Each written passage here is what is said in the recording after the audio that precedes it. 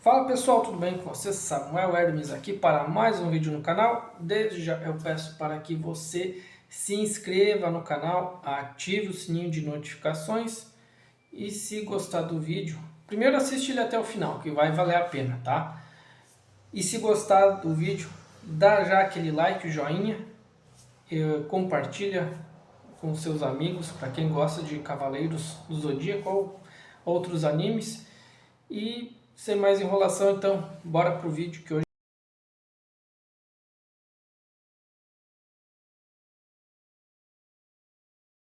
Então, para falar sobre Saga de Gêmeos, eu usei como referência o episódio 0, ou Cavaleiros do Zodíaco Origem, o mangá e um pouquinho do anime, porque existem algumas diferenças, e algumas não, várias, porque o anime trabalha muito diferente o Saga, tá? Então em Saga tudo é dúbio.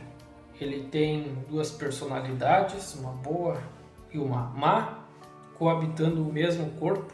O seu elmo possui duas faces. Ele possui também dois irmãos, o Canon, seu irmão mais novo, e o seu outro irmão, Lemur, que nada mais é do que a própria estrela do infortúnio, já que Saga e Canon vieram como estrelas cadentes e logo depois veio esse terceiro bebê. E para completar a vida dúbia do Saga, ele possui também duas versões, né? A do mangá e a do anime. São parecidas, mas têm diferenças bem gritantes. E também possui dois lados da história, os dois lados não são bons. Um é o lado da maldade e o outro é o lado da dor. Então, a história do Saga, com certeza, ela é muito bem trabalhada pelo Kurumada. Até digo que é a mais bem trabalhada por ele. Não é tudo preto no branco, e sim várias camadas, vários tons de cinza. Saga, ele faz a gente pensar muito sobre aquela ideia do bem e do mal. E na verdade, entre nós mesmos, nós temos o nosso lado bom, o nosso lado mal, mas a gente é simplesmente a gente. Temos vários tons de cinza. Isso o próprio Saga tem. Mas depois que ele é possuído por Lemur, a gente vê muito mais o lado negro dele. E isso a gente vê muito bem em Saint Seiya Origins, pois Saga ele era venerado pelas pessoas normais, era tido praticamente como um deus. Ele era uma pessoa muito boa e querida por todos. E ele era muito respeitado também pelos outros cavaleiros, diferente de Canon, que era o seu oposto. Ele não necessariamente era um mal encarnado, mas ele era uma pessoa já mais gananciosa e queria desejar mais coisas. Era mais ou menos aquele paradoxo, os opostos, tipo Caim e Abel na Bíblia. Então, em Saint Seiya Origins, a gente descobre muito porque que o Saga acabou mudando. Mas será que foi ele que mudou? Então a gente vai descobrir agora. Mas antes de adentrar diretamente na história do Saga, primeiro vou falar sobre as habilidades de luta. Saga talvez é tido como o mais forte de todos os cavaleiros por muitos fãs, mas é dito na obra que principalmente ele e Aiorus eram tidos como os mais fortes. Mas isso não vem ao caso agora, isso gera um outro debate. Mas o que é inegável é dizer que o Saga é um cavaleiro de ouro completo, tanto com as suas capacidades físicas como poderes psíquicos. Ele tem um enorme poder destrutivo, além de poder criar ilusões, poder controlar a sua armadura à distância, criar então o labirinto da Casa de Gêmeos também à distância, poder atacar com seu cosmo a uma distância muito grande e acertar ainda. Isso aí não é qualquer cavaleiro de ouro que consegue fazer, e o Saga consegue. Outra coisa também que ele foi capaz de fazer foi a retirada dos sentidos do Seiya, à base de praticamente socos ou alguns golpes, além de ele ser muito estratégico e inteligente. E como todo Cavaleiro de Ouro, ele consegue entender a essência do cosmos, ele domina o sétimo sentido, além de possuir capacidades sobre-humanas de força, velocidade, resistência e agilidade, e tem as suas técnicas secretas que eu vou listar rapidinho agora. A primeira delas é o Satã Imperial, que ele utilizou contra o Aiori e contra o Ikki também. E essa técnica tem a capacidade de controlar o inimigo. Você acaba dando ordens, o Saga no caso, dá ordens para o inimigo, ele acaba cumprindo, e é uma marionete viva praticamente. E o efeito do Satã Imperial só é quebrado no momento que a marionete vê um inimigo morto. Outra técnica do Saga é o Outra Dimensão. Ele consegue usar esta técnica até controlando apenas a sua armadura à distância. Essa técnica ela abre uma fenda no espaço-tempo e envia seus inimigos para essa outra dimensão. A técnica mais poderosa de Saga com certeza é a Explosão Galáctica, uma explosão capaz de destruir as estrelas, como o próprio Saga diz. E dificilmente o oponente consegue sobreviver se é atingido em cheio a essa técnica. E essa técnica provavelmente ela consome muito cosmos, pois, como dito antes, o Saga não consegue utilizar, ou ele não utiliza ela enquanto está manipulando a sua armadura. E outra técnica muito utilizada por ele é a criação de ilusões através do labirinto da Casa de Gêmeos, onde ele distorce o espaço-tempo do local, conseguindo até duplicar a casa, como visto no anime e no mangá. E quem entra naquele labirinto perde totalmente a noção do espaço e do tempo e acaba se perdendo no local.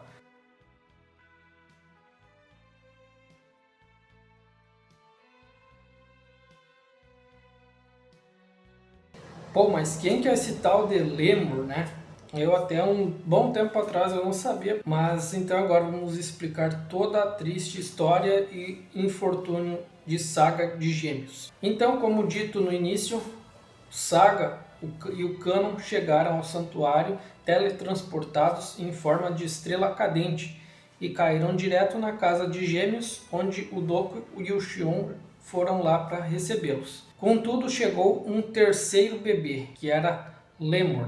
Ele se assemelhava muito àquele bebê Hades que a Pandora carregava, que ela mostrou lá para o Ikki, que parecia muito uma galáxia. E o Shion acabou hesitando em matar esse terceiro bebê. Nesse momento, o Lemur acabou apagando as memórias de todos ali presentes, dos bebês, do Shion e do Doku, e acabou possuindo o Saga. Mas quem que havia enviado o Lemur? Lemur foi enviado por Ker, que é a irmã mais nova dos gêmeos Hypnos e Thanatos. E como a próxima Guerra Santa estava por vir, e possivelmente em breve viria o bebê Athena, a Ker se antevê. Ela teve até uma reunião com seus irmãos, mas ela não conseguiu romper aquele selo de Athena. Então ela teve uma ideia, como ela é também astuta e sorrateira, ela enviou essa estrela do infortúnio, para que assim possuísse um dos cavaleiros de ouro, e futuramente ele teria acesso à pequena deusa Athena, mataria ela, e também poderia causar uma enorme baixa no exército de Athena, facilitando assim a vida de Hades. O plano de Ker deu certo em partes, e o pequeno Saga acabou crescendo normalmente, treinando, se desenvolvendo e virou o Cavaleiro de Ouro de Gêmeos. E como dito, ele era uma pessoa muito bondosa, com a pureza de um anjo. Ele era respeitado por todos os seus colegas de armadura e também pelo povo. E é dito por Shura que apenas Saga ou Aioros poderiam ser o novo grande mestre do santuário. pois Xion, já com a idade avançada, ele queria escolher um novo grande mestre, pois a batalha contra Hades se aproximava e a pequena deusa Atena acabara de chegar ao santuário. Saga começa a ter pesadelos, ter alucinações e ouvir uma voz lá no fundo da sua mente dizendo coisas maléficas. Mas o estopim para aquilo foi no momento em que ele prende o seu irmão Canon no cabo Sunion. Ali Canon diz que Saga também é maléfico, que ele possui esse lado maligno, pois eles são irmãos de sangue e que não há mal algum em desejar coisas ou desejar algo a mais. Isso então ativou um gatilho na mente de Saga, pois até aquele momento ele era simplesmente um devoto a Atena e um cavaleiro de ouro. Agora eu vou falar mais da parte do mangá, pois no anime acontecem várias coisas estranhas, o Saga é trabalhado de várias formas. Ele, na verdade, ele não mata o mestre, mas sim o irmão do mestre. Então agora eu vou falar só de coisas que acontecem no mangá e que fazem muito mais sentido do que a história que a gente vê na animação. Então, como eu dito antes, haveria uma troca de mestres e o mestre tinha dúvidas, o Xion possuía dúvidas entre o Saga e o Aioros. Ele acaba escolhendo então o Aioros para ser o novo patriarca do santuário. Isso foi antes do Saga prender o Canon lá no cabo Sunion. E aquelas palavras dele desejar coisas, sim, a gente consegue transcrever na nossa mente que o Saga talvez ele queria um reconhecimento e então ele ser o novo grande mestre. Apesar de ele ter aceitado de boa, o novo mestre seria o Aioros. Mas ele subiu lá até Star Hill para perguntar ao grande mestre por que era o Xion ainda, por que ele escolheu o Aioros e não ele. Chegando lá então, o Xion diz que ele percebe que o Saga não é tão bom assim e que ele possui um lado maléfico. E ao ouvir essas palavras, então, ocorre o despertar de Lemur. E ali a gente consegue ver aquela mudança de olhar no corpo de Saga e a troca da cor do cabelo. Então, aos seus 15 anos, o Saga acaba matando o Xion e ele usurpa o seu trono, ele acaba se disfarçando de grande mestre. Lemur também diz que irá governar o mundo no lugar de Atena. Então, para isso, ele precisaria matar a pequena deusa Atena e é isso que ele vai lá tentar fazer. No momento que ele vai apunhalar ela, aparece Aioros que contém ele e acerta um golpe. Ele acaba vendo o rosto do Saga e nisso o Saga não poderia deixá-lo vivo, então ele tenta atacar o Aioros e diz a todo mundo que Aioros havia tentado matar Atena e que ele era um traidor. Nisso ele também vai à sala de Atena e lá na frente da estátua de Atena ele percebe que apenas o escudo de Atena está lá, mas o seu báculo, que seria Nike, a deusa da vitória, não estava lá. E ele precisaria desses dois artefatos para governar o mundo. Possivelmente a pequena deusa Atena, de alguma forma, levou o báculo Nike, a deusa da vitória, junto com ela. Por outro lado, Aioros e Saori, como o bebê Atena, estão na casa de Gêmeos tentando ultrapassar a casa e passam pela armadura de Gêmeos. Nisso, a armadura se monta e tenta atacar os dois.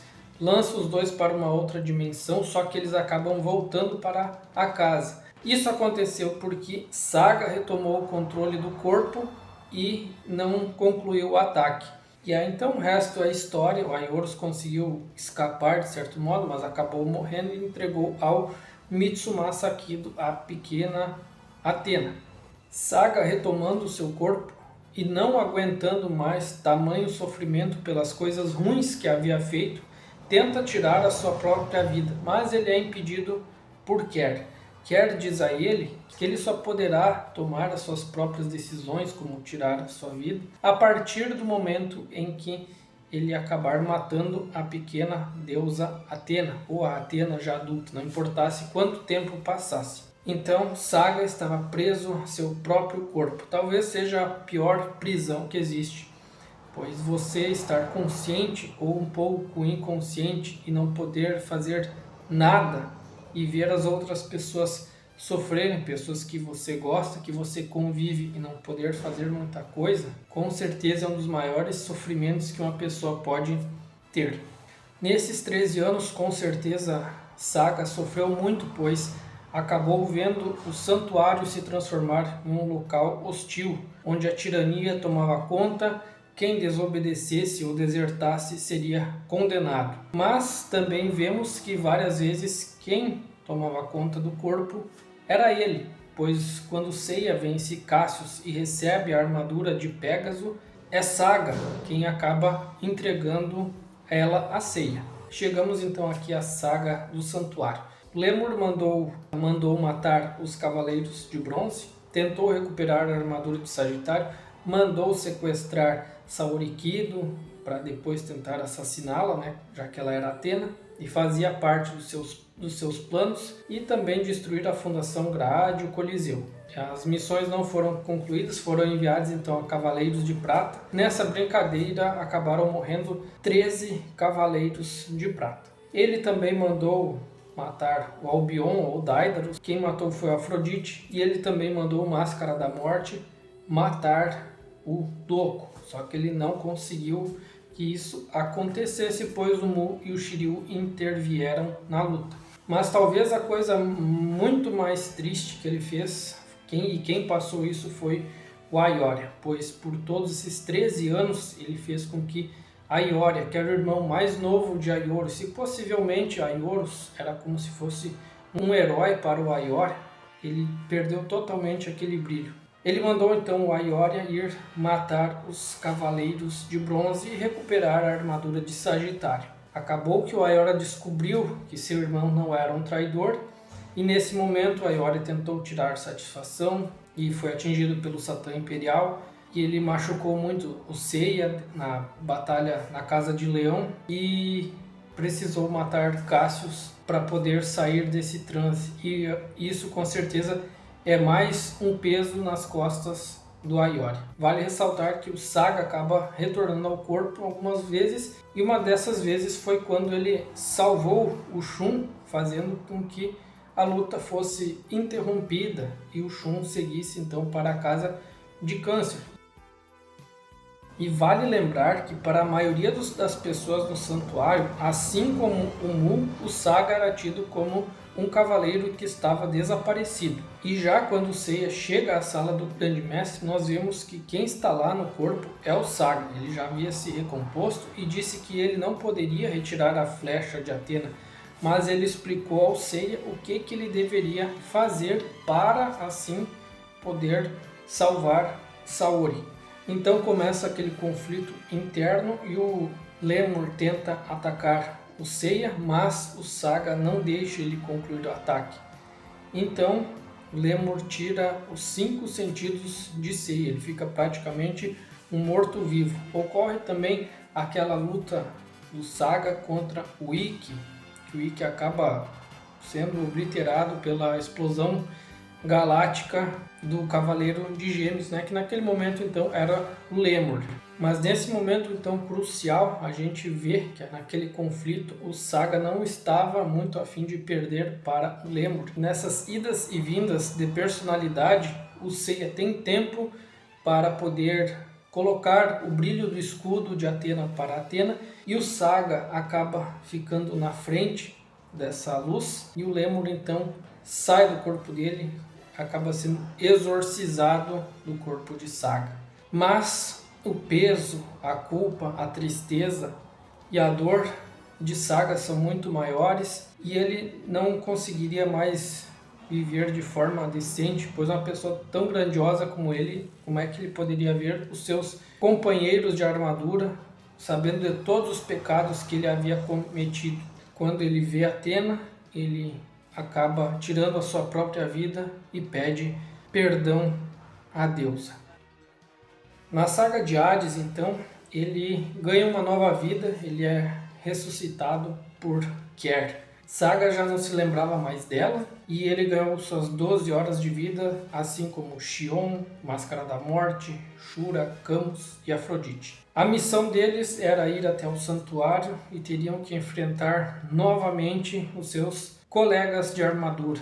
Uma missão dolorosa novamente, pois eles na verdade teriam que tirar a vida de Atena para assim conseguir a sua armadura divina, o Araya-Shik, e poder ir diretamente ao inferno, que é o campo de Hades. Chegando lá, talvez Saga teve um dos maiores momentos de felicidade na sua triste vida, pois chegando à casa de Gêmeos, ele logo percebe que ali estava o seu irmão. Concluída a sua missão, ele acaba atacando Canon, mas em um momento muito emocionante que leva o próprio Saga às lágrimas. Ele viu que o seu irmão chegou à sua redenção e ele estava lutando, assim como Saga, em nome de Atena. Canon era uma nova pessoa e com certeza naquele momento Saga estava muito orgulhoso daquilo. Precisou enfrentar Shaka, Mu, Miro e Iori utilizando a exclamação de Atena, uma técnica proibida, mas tudo era em nome de Atena. E ele, apesar de ficar pensativo, ele abriu mão de todo o seu ego e seu orgulho, tudo em nome de um bem comum. E por ironia do destino, coube a Saga, recebendo aquela mesma adaga de 13 anos atrás do seu próprio irmão Canon, de golpear a deusa Atena. E foi isso que ele acabou fazendo. Fingindo levar o corpo de Saori até o castelo de Hades, eles foram atingidos pela luz do sol e foram humilhados por Pandora e Zeros. Eles acabaram sucumbindo, mas como leais e verdadeiros guerreiros de Atena. E já no Muro das Lamentações, juntamente com a alma do seu irmão, eles conseguiram abrir uma brecha no Muro das Lamentações, deixando o caminho livre para os Cavaleiros de Bronze chegarem aos Elísios. Ali, a sua missão já estava cumprida. Ele já tinha se eximido de todos os pecados. Agora, finalmente, depois de tanto sofrimento e uma vida tão dolorosa, Saga finalmente pôde descansar. Saga com certeza então sofreu muito e ele estava preso a seu corpo, que ele funcionava como uma prisão, em um eterno conflito de personalidades entre ele e Lemur. Graças a esse conflito entre a Estrela do Infortúnio e ele, houveram enormes baixas no santuário, houve aqueles conflitos desnecessários, o exército de Atena ficou mais fraco contra Poseidon e Hades, e Saga com certeza foi uma das vítimas de tudo isso. Mas isso acabou que não ficou muito claro para muitos fãs da série, principalmente devido às confusões do anime. Entretanto, Saga jamais desistiu de Atena. Ele lutou bravamente contra sua mente, para que coisas piores não acontecessem. A ambiguidade sempre o perseguiu, um eterno paradoxo. Foi afortunado por ter vindo primeiro e se tornar o verdadeiro Cavaleiro de Ouro de Gêmeos, mas o infortúnio o fez se tornar mal na visão de outros. Vítima e vilão, anjo e demônio, sorte e azar, bem e mal. Mas a dor e a tristeza, essas não são ambivalentes. Saga sofreu, aguentou e lutou até o fim.